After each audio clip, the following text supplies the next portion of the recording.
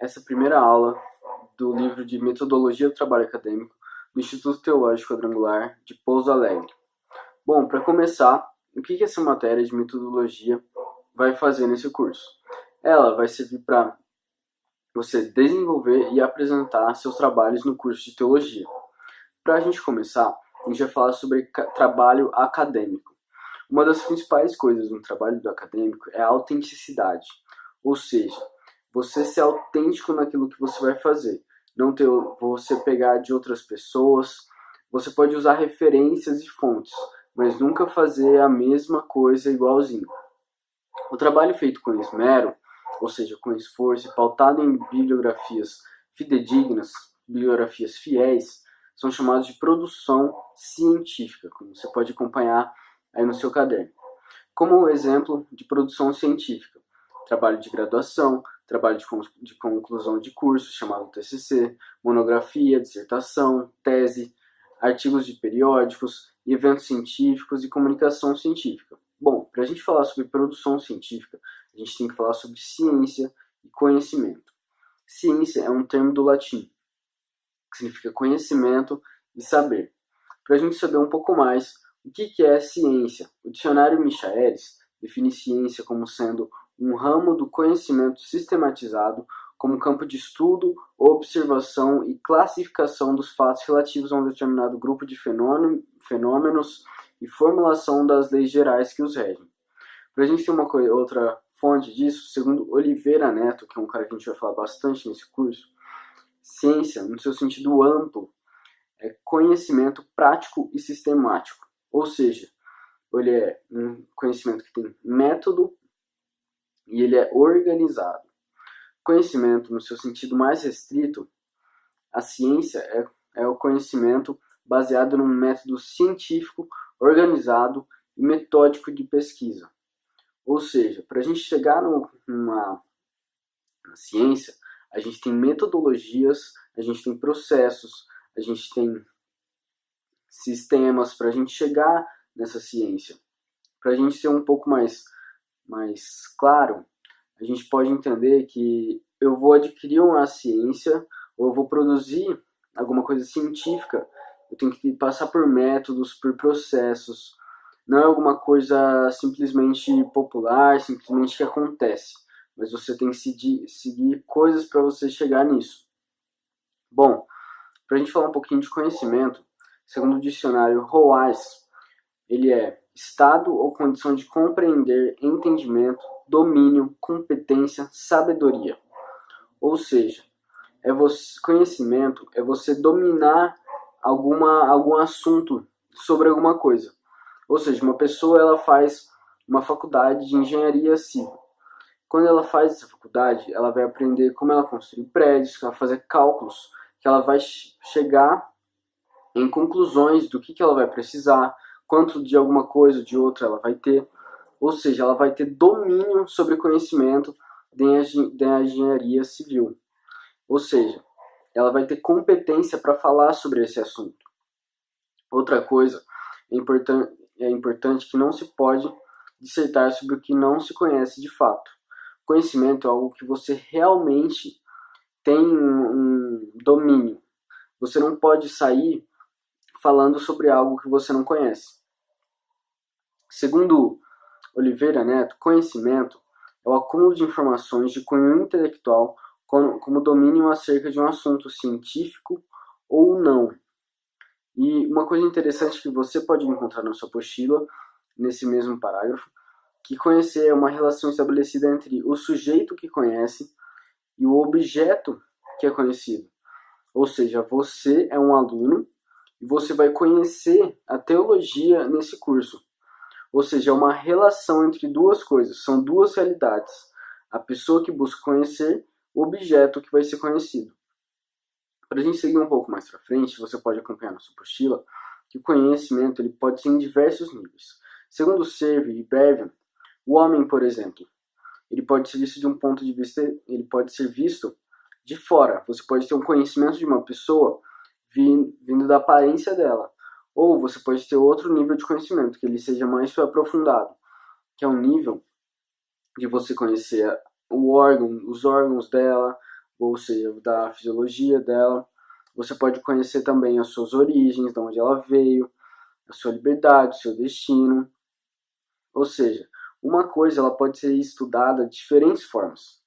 Para a gente avançar nisso, segundo esse mesmo Serve Bervin, o conhecimento tem 4 níveis: conhecimento empírico, científico, filosófico e teológico.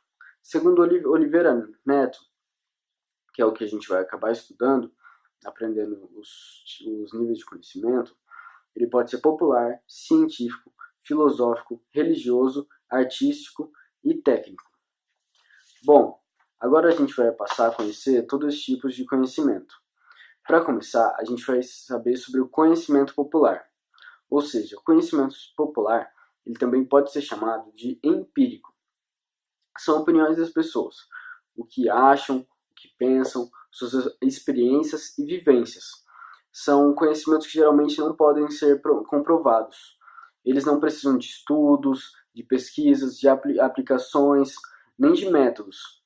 Eles são transmitidos de geração a geração. Você escutou do seu pai escutou do vô dele, ou você escutou da sua avó, que escutou da avó dela.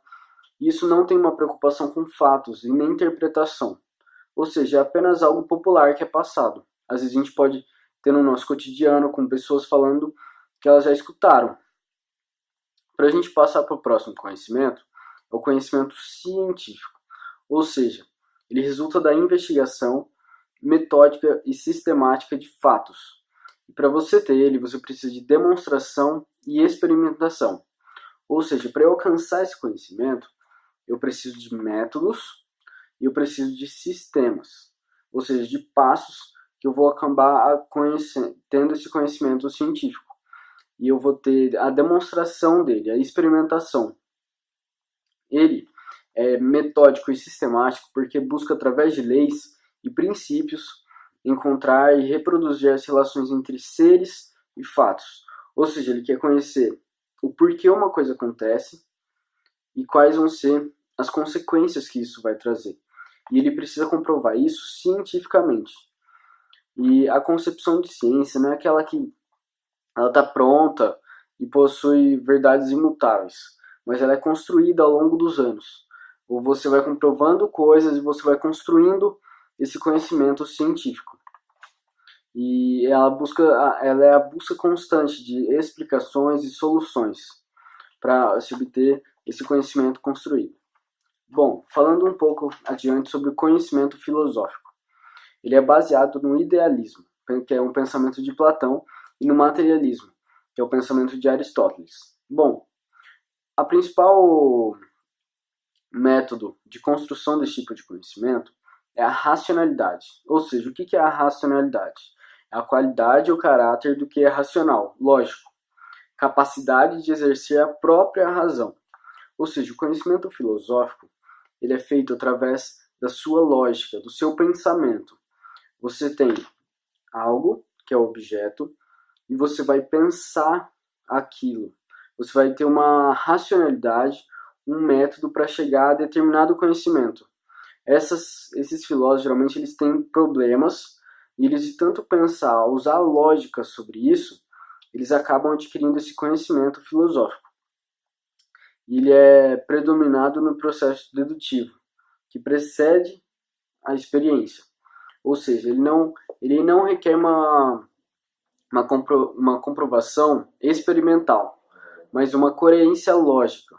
Ou seja, ele é um conhecimento que eu construo através da minha lógica, do meu pensamento.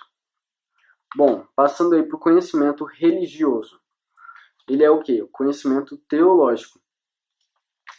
Ou seja, as verdades compreendidas através dele são infalíveis, pois tratam de verdades divinas. Esse conhecimento religioso envolve um mistério, que pode ser definido por aquilo que é oculto, e ele pode ser revelado tanto por Deus quanto pelo homem. E nesse, você pode tomar duas atitudes.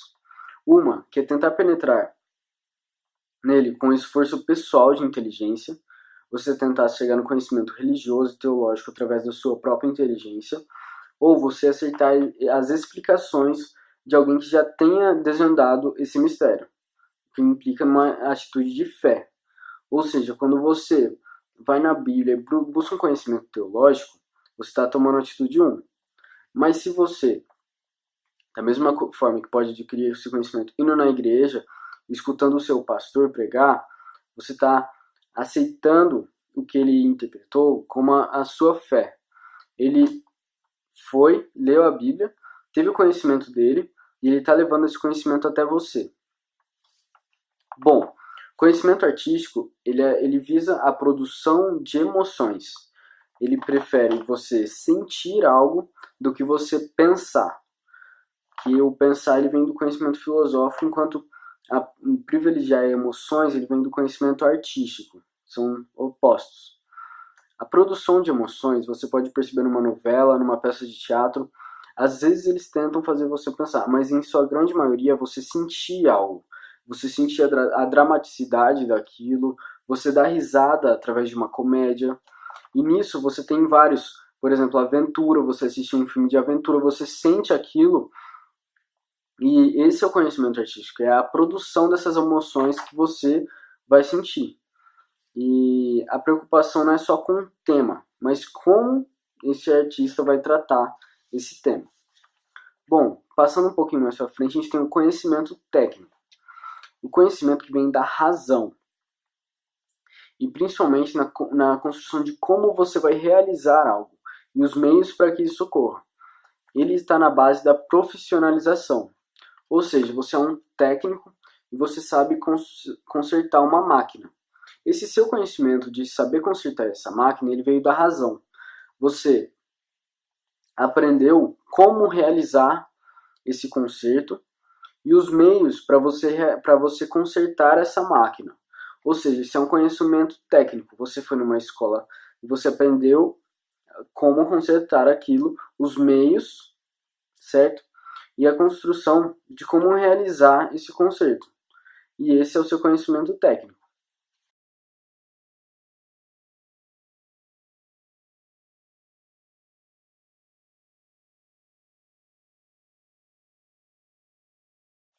Bom, o conhecimento científico ele é resultado do que a gente chama de investigação científica. Ou seja, é o conhecimento apurado por meio de estudos e pesquisas. Ou seja, para eu ter um conhecimento científico, primeiro eu tenho que ter um estudo e uma pesquisa para eu chegar nesse conhecimento. Agora, a gente vai falar sobre pesquisa e pesquisador. Pesquisar é investigar, indagar, fazer buscas a respeito de um assunto ou situação. Pesquisar também é uma atividade voltada para a solução de problemas, através do emprego de processos científicos, ou seja, pesquisa ela visa solucionar problemas através de processos, e esses processos são científicos. Quem faz essa pesquisa é o pesquisador, e a pesquisa ela vai revelar características do pesquisador. Ou seja, se ele é sério e é ético, a pesquisa também vai ser séria e ética. Agora, se ele não tem compromisso com a verdade e nem com os dados que ele utiliza para fazê-la, a pesquisa vai ser fraca e sem credibilidade. O bom pesquisador ele tem objetivos claramente definidos. Ele tem foco, ele sabe onde ele quer chegar e ele tem metas alcançáveis. Bom, ele também tem procedimentos detalhados. Os métodos escolhidos para desenvolver a pesquisa devem ser bem detalhados. Você pode olhar na página 3 da sua apostila esses métodos. Ou seja, possuir técnicas de análise adequada para alcance dos objetivos propostos.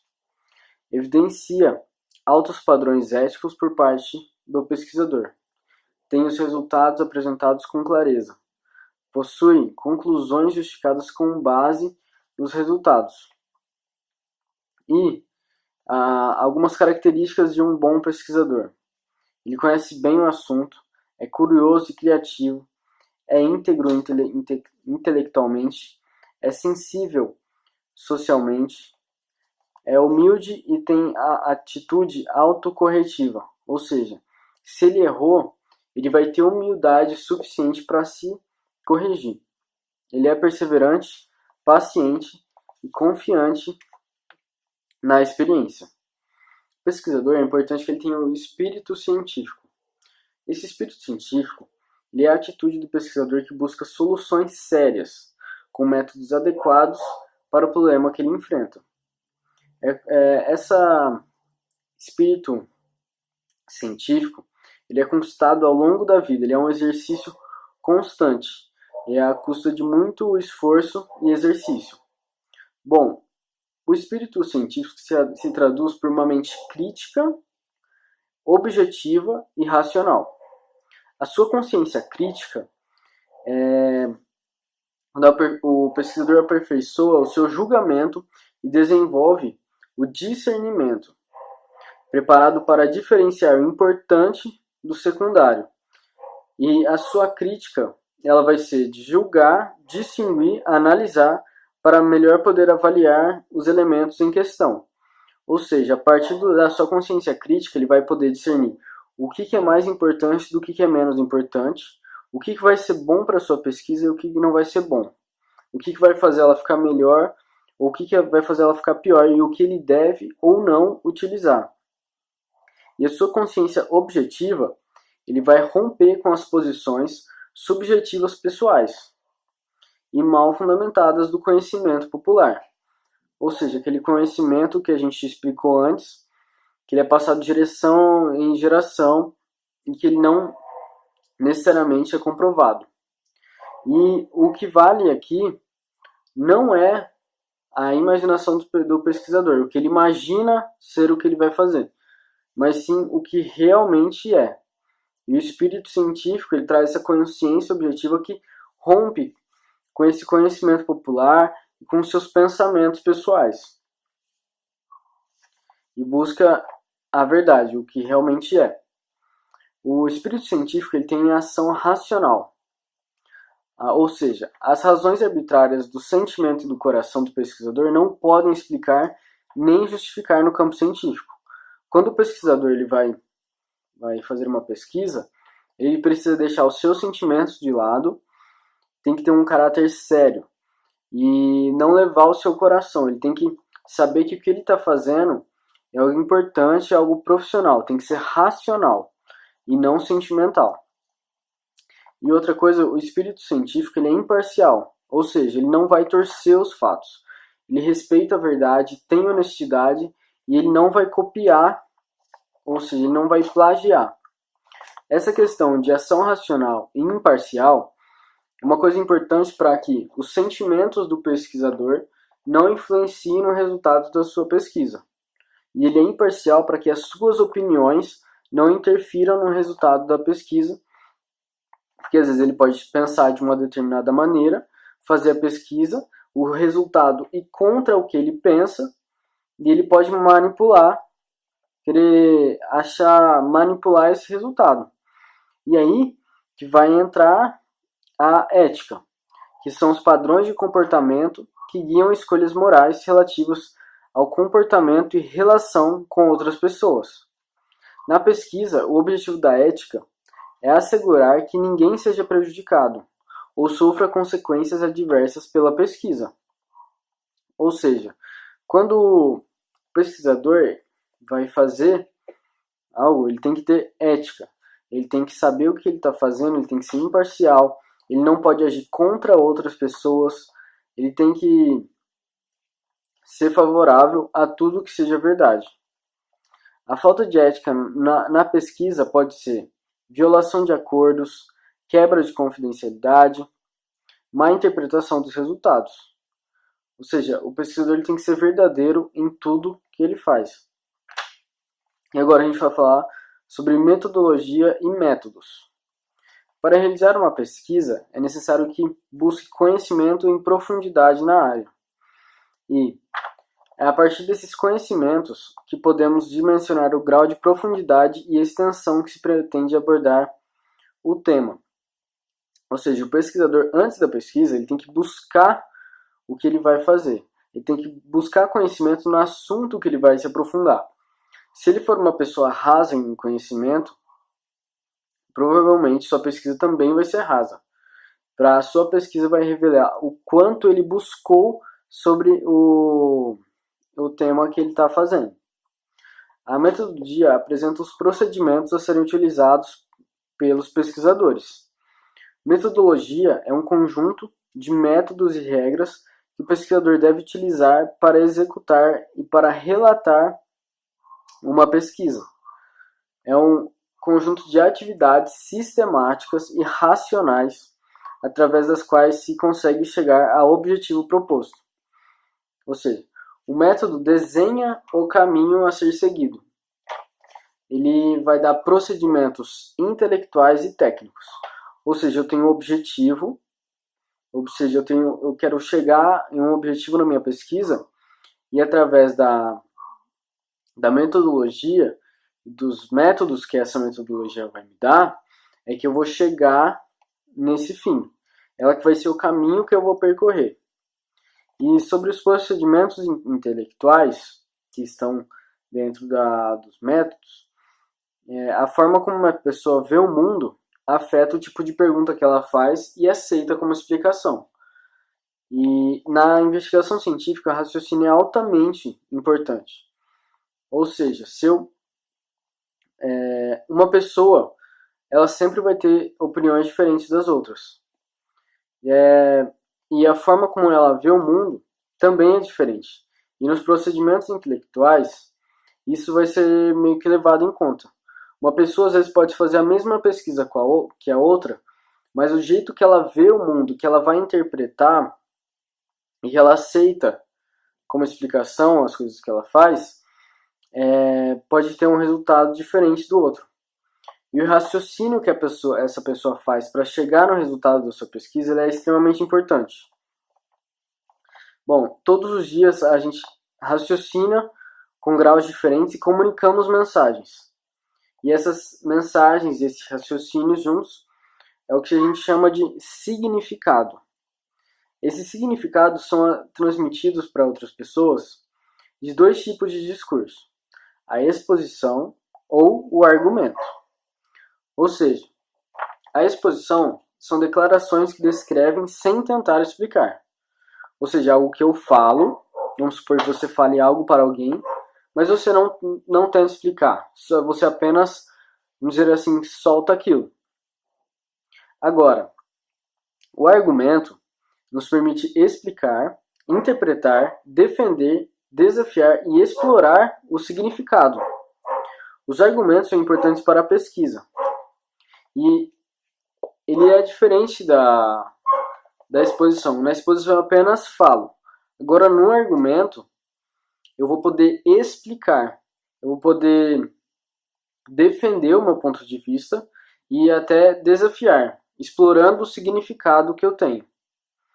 E esses argumentos, eles têm dois tipos, que é a dedução e a indução, que eles são extremamente importantes na pesquisa. Bom, além disso, o pesquisador deve possuir conhecimento acerca dos tipos de raciocínio que devem ser utilizados na investigação científica. E deve adotar uma linha para o processo da pesquisa. Ou seja, ele precisa ter conhecimento e, além disso, adotar uma linha para o seu processo. E o pesquisador também tem que escolher o tema, a partir disso, o tipo de raciocínio metodológico. Agora, a gente vai falar sobre o quadro 1 da página 15, que ele apresenta os métodos científicos. Primeiramente, a gente vai falar sobre o indutivo. Ele parte de fatos particulares para chegar a conclusões gerais, genéricas. Ou seja, eu vou do mínimo para o todo. Assim como você pode acompanhar, Mário é mortal, Benedito é mortal, Paulo é mortal. Esses três são homens, logo todo homem é mortal. Para explicar de uma forma, eu sou mortal, você é mortal, seus colegas de classe são mortais. Você pode pensar pelo nome deles. Todos nós somos homens, então todos homem é mortal. Agora a gente vai partir para o método dedutivo. Ele parte de enunciados gerais para chegar a conclusões particulares. ele é o contrário. Indutivo a gente vai do particular para o geral, e dedutivo a gente vai do geral para o particular. Como você pode acompanhar aí, é uma cadeia de raciocínio decrescente, que a gente tem as premissas para chegar na conclusão. Vamos lá, pode acompanhar aí. Todo homem é mortal, premissa 1. Pedro é homem, premissa 2. Logo, Pedro é mortal. A gente chegou numa conclusão, a gente partiu do todo.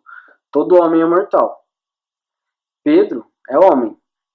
Logo, Pedro é mortal. Bom, agora a gente vai para o hipotético dedutivo. Ele é um método que parte da concepção de uma falha. Então, quando os conhecimentos disponíveis sobre um assunto são insuficientes, ou seja, eles não conseguem explicar um fenômeno, então surge um problema.